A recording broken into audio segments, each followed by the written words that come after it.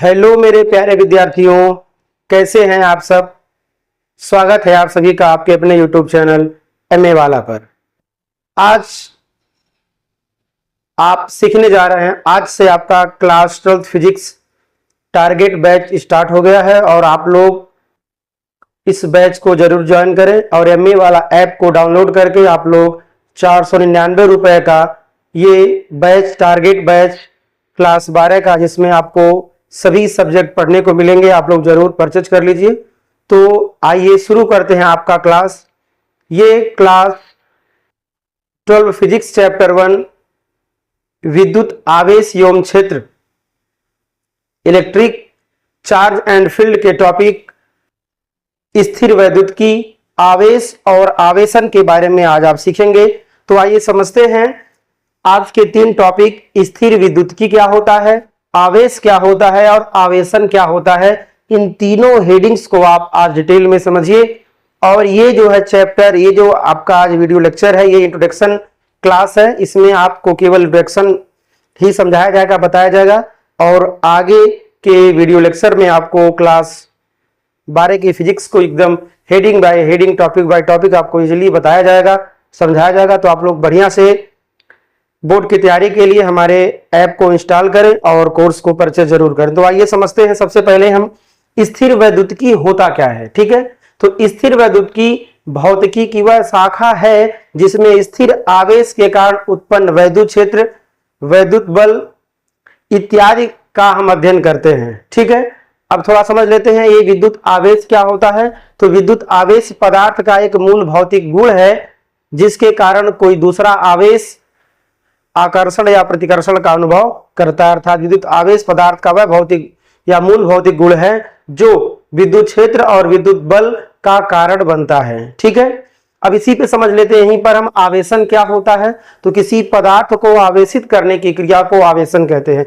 कोई पदार्थ है तो उसको आवेशित करने की क्रिया को, उसको हम क्या बोलते हैं, आवेशन कहते हैं। अर्थात कोई पदार्थ है, इलेक्ट्रॉन या तो वो दे दे या तो इलेक्ट्रॉन ग्रहण कर ले, तो इलेक्ट्रॉन देने या इलेक्ट्रॉन ग्रहण करने की क्रिया को ही आवेशन कहेंगे। और आवेशन के 3 प्रकार होते हैं। घर्षण द्वारा आवेशन, अर्थात हम उसको रगड़े, ऐसे रगड़ दें, इलेक्ट्रॉन निकल जाए तब आवेशन, तो आवेशन घर्षण द्वारा हो गया। दूसरा है प्रेरण द्वारा, बिना टच कराए आवेशन अगर किया जाए, आवेशित किया जाए तो प्रेरण द्वारा आवेशन हो गया है। और तीसरा है चालन द्वारा आवेशन। किसके द्वारा? चालन द्वारा। जैसे बिजली के तारों द्वारा बिजली आपके घर तक पहुंचती है, आप मोबाइल फोन को आप चार्ज करते हैं चार्जर के थ्रू, तो वो है चालन द्वारा, ठीक है। तो आइए एक एक करके अब हम समझते हैं बारी बारी मेन टॉपिक, ठीक है। तो सबसे पहले हम समझना चाहेंगे, एक रोड मैप होना चाहिए कि क्या क्या आपको पढ़ना है, क्या नहीं पढ़ना है। तो आप समझिए इस चैप्टर सेक्शन में हम, जो आज का चैप्टर सेक्शन है, इसमें हम क्या सीखने वाले हैं, स्थिर वैद्युतिकी का अर्थ क्या होता है। हमने अभी आपको बताया स्थिर वैद्युतिकी होता क्या है। तो इसमें आप समझने वाले हैं स्थिर वैद्युतिकी का अर्थ क्या होता है, ठीक है। विद्युत आवेश का इतिहास क्या है, विद्युत आवेश की परिभाषा क्या है, आवेश के प्रकार, आवेशन का अर्थ और आवेशन की विधियां, इन सब के बारे में आप एक एक करके समझेंगे। और ये पैटर्न जो है, ये जो आप सीखने जा रहे हैं, ये एनसीईआरटी बेस्ड पैटर्न है और आपको बोर्ड एग्जाम को ध्यान में रखते हुए ये आपको पढ़ाया जाएगा सिलेबस, ठीक है। तो आइए एक एक करके हम आगे बढ़ते हैं। और अब हम बात करना चाहेंगे सबसे पहले स्थिर वैद्युतिकी क्या होता है, ठीक है। इलेक्ट्रोस्टैटिक्स क्या होता है, इलेक्ट्रोस्टैटिक्स होता क्या है, स्थिर वैद्युतिकी होता क्या है, ठीक है।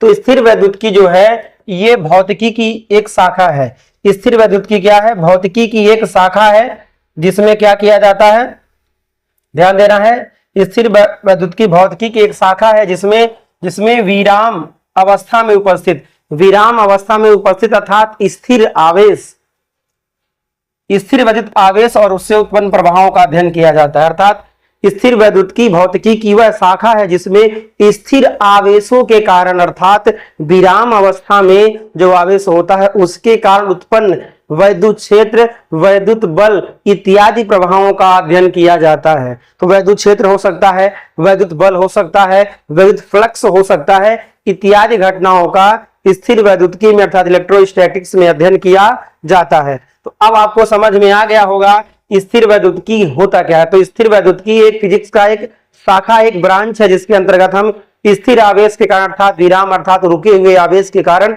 उत्पन्न वैद्युत क्षेत्र, वैद्युत बल या विद्युत फ्लक्स का अध्ययन किया जाता है। ठीक है, इसको इंग्लिश में हम क्या लिख सकते हैं, तो electrostatics is the branch of physics, electrostatics is the branch of physics that deals with electric charges at rest and there effects. ठीक है, तो आप लोग इंग्लिश मीडियम के हो तो आपके लिए इंग्लिश भी है, हिंदी मीडियम के हैं तो आप लोग हिंदी मीडियम के लिए भी यहाँ पर कंटेंट है। तो आप लोग बाइलिंगुअल ये क्लास आपका हमेशा रहेगा, तो आप सभी अपने अपने दोस्तों से बताएं और एमए वाला चैनल को जरूर सब्सक्राइब करें और ऐप को डाउनलोड करके ऐसे डेली आप स्टडी जरूर करें। ठीक है, तो अब आपको समझ में आया।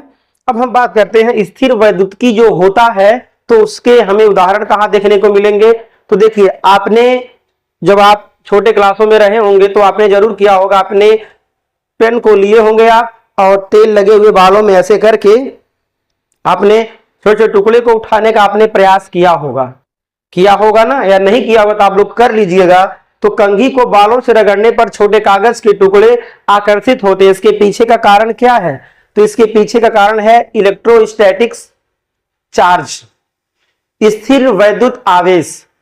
जब हम रगड़ते हैं ना तो बालों से इलेक्ट्रॉन कहां चले आते हैं, जो आपका पेन रहता है उसमें चले आते हैं और वो हल्के टुकड़ों को, तिनकों को अपनी ओर आकर्षित करते हैं। ठीक है, जैसा कि आप यहां देख सकते हैं। और कंघी, ऐसे कोई पेन ले ले तब भी होगा और कंघी ले लेंगे तो और होगा, कंघी ले लेंगे तो ऐसे इस प्रकार आपका हो जाएगा। इलेक्ट्रॉन क्या होगा, इलेक्ट्रॉन कहां चलाएगा, इलेक्ट्रॉन चलाएगा कंघी में और कंघी क्या हो जाएगा, आवेशित हो जाएगा। जब इलेक्ट्रॉन किसी पदार्थ में चला जाए तो वह आवेशित हो जाता है और निकल जाए तब भी आवेशित होता है।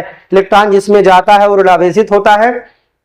ठीक है, जिससे निकल कर जाता है वो क्या होता है, धनावेशित होता है। तो यहां पर आपके सामने इमेज है।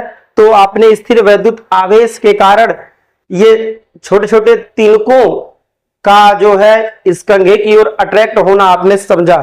तो स्थिर वैद्युतिकी के हमारे दैनिक जीवन में बड़ी उपयोग है, खासकर स्थिर वैद्युत आवेश, उसके कारण वैद्युत क्षेत्र और वैद्युत बल, विद्युत फ्लक्स इत्यादि का हमारे दैनिक जीवन में बहुत ही उपयोग है। तो आपको एक एक करके समझना है इसको। ठीक है, अब हम बात करते हैं इलेक्ट्रोस्टैटिक्स मतलब क्या, तो study of charges at rest.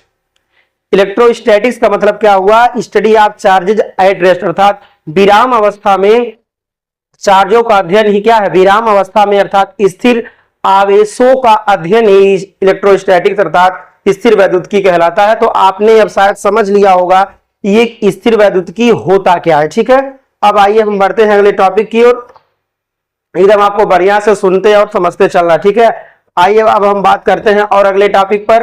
अब बात करते हैं इलेक्ट्रोस्टैटिक्स इन डेली लाइफ, दैनिक जीवन में स्थिर वैद्युतिकी के उदाहरण हैं क्या। दैनिक जीवन में स्थिर वैद्युतिकी कहां कहां देखने को मिलता है, तो आइए देखते हैं। और ये स्थिर वैद्युतिकी ये जो है ये ब्रांच है, इसके अंतर्गत क्या क्या देखने को हमें मिलेगा, तो स्थिर वैद्युतिकी के अंतर्गत स्थिर वैद्युत आवेश का अध्ययन करते हैं। तो स्थिर वैद्युत आवेश के कारण ये होता है। अब आप लोग सस्पेंस में होंगे, सर जी आवेश आवेश बार बार बोल रहे हैं, आवेश क्या होता है, तो मैंने आपको पहले बताया आवेश पदार्थ का एक मूल भौतिक गुण है जिसके कारण कोई वस्तु, ठीक है, या तो आकर्षित होती है या तो प्रतिकर्षित होती है या उसका अनुभव करती है। ठीक है, तो स्थिर वैद्युत के उदाहरण हम अपने दैनिक जीवन में आप देखे होंगे, शायद आपको पता ना हो कि ये यही है। तो एक एक करके समझते हैं। पहला है कंघी से कागज के टुकड़े आकर्षित होना। कंघी से कागज के टुकड़े क्या होते हैं, आकर्षित होते हैं, वैसे आप रगड़ लेंगे तब। पहला है बालों से रगड़ने पर गुब्बारे का दीवार से चिपकना।